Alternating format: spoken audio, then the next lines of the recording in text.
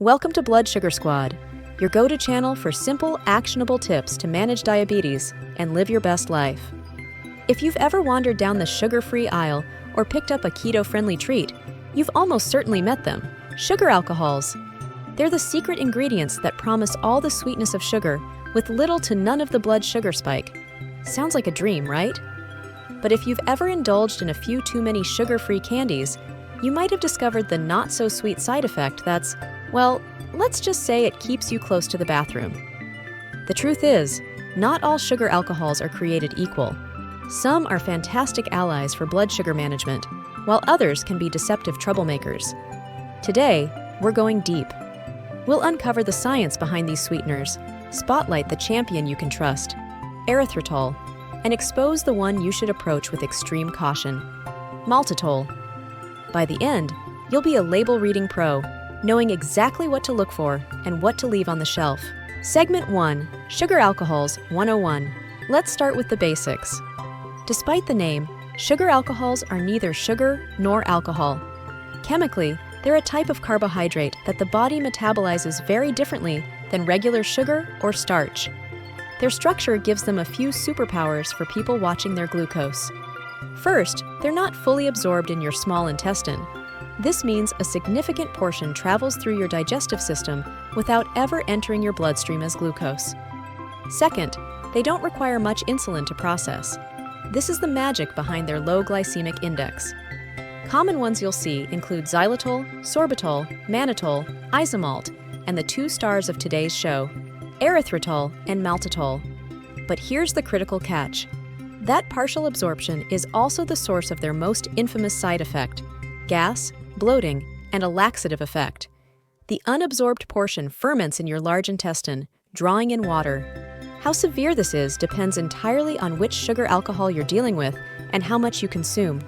And that's where our deep dive begins. Segment 2, the good, erythritol, your blood sugar ally.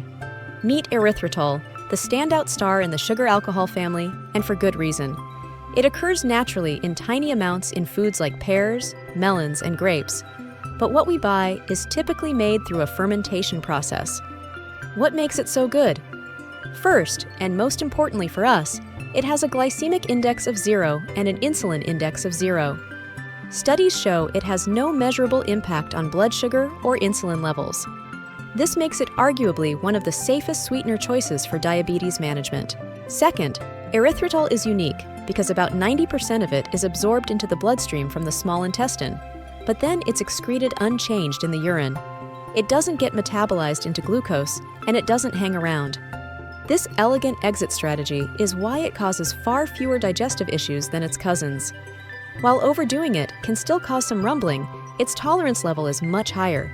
It also doesn't promote tooth decay and contains almost no calories. You'll find it in many monk fruit and stevia blends because it bulks up like sugar and has a clean, slightly cooling sweetness. When you see erythritol on a label, you can generally feel confident. It's a tool that delivers on the promise of sweetness without the metabolic cost. Segment 3, the bad, maltitol, the deceptive imposter. Now, let's talk about maltitol. If erythritol is the trustworthy ally, maltitol is the imposter wearing a friendly mask. It's extremely common because it's cheap to produce, tastes very similar to sugar, and works well in baked goods and chocolates. But here's where the deception begins. While it's often marketed as low glycemic, maltitol has a glycemic index of around 35 to 52. Compare that to table sugar at 60 to 65. It's lower, but it is not negligible. For many people, especially those who are insulin sensitive, maltitol can and does raise blood glucose levels. It's the sugar alcohol most likely to cause a noticeable spike. But the problems don't stop there. Remember that partial absorption we talked about? Maltitol is only about half absorbed. The other half heads straight to your large intestine, making it a potent feast for your gut bacteria. This makes maltitol one of the biggest offenders for gastrointestinal distress. Gas, bloating, cramping, and that well-documented laxative effect are not just likely. They're almost expected with a modest overdose. The worst part? It's hidden in so many sugar-free and diabetic-friendly treats, setting people up for both digestive upset and unexpected blood sugar rises. When you see maltitol, maltitol syrup, or even its cousin sorbitol on a label, consider it a bright red flag. It's the bad in the sugar alcohol world because it breaks the two core promises. It can impact your blood sugar, and it will upset your stomach. Navigating sweeteners is just one piece of the puzzle in building a diabetes-friendly diet that you actually enjoy. So, we've created a free resource for you. It's our Mindful Eating for Diabetes Guide. It's a practical workbook that helps you tune into your body's signals, manage cravings without stress, and build meals that work for your blood sugar and your taste buds. To download your free copy, just scan the QR code on screen or click the link in the description below. It's our gift to you. Segment 4, The Real-World Test, Decoding a Label, Live. Let's take this knowledge for a real-world test drive. I have a box of Quest bars right here. It's marketed as low-carb, and many in our community wonder if it's a smart choice. Let's be label detectives and use exactly what we've learned. First, the nutrition panel tells us it contains 6 grams of sugar alcohol. That's our flag to investigate further. We cannot stop here. Now, the decisive evidence, the ingredient list. Scanning down, we see it, erythritol. Remember, our good actor, a zero glycemic impact sweetener that's gentle on the stomach for most. We also see stevia sweetener and a tiny amount of sucralose. Notice what we do not see on this list. Maltitol, maltitol syrup, sorbitol, or isomalt. Our bad actors are absent. So, what's the verdict for this specific product? The sugar alcohol 6G here is almost certainly coming primarily from erythritol. Does that mean it's guaranteed to be friendly for every single person? No.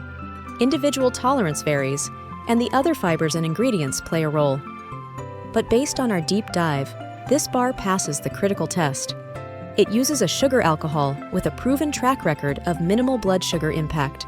It's a great example of a product formulated with more thoughtful sweetener choices. The power is no longer in the marketing, it's in your hands. You now know to look past the sugar alcohol line, find the ingredient list, and search for those key words. Erythritol? A confident maybe. Maltitol? A cautious no. This simple skill turns confusion into clarity every time you shop. Segment 5, Final Thoughts. So, where does this leave us? Knowledge is your sweetest tool.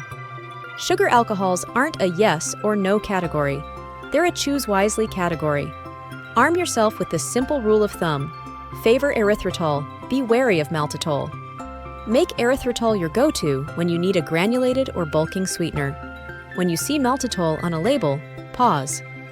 Ask yourself if that treat is worth the potential spike and stomach trouble. And remember, tolerance is personal. The best practice is to introduce any sugar alcohol slowly and in small amounts, while closely monitoring your own blood sugar and digestive response.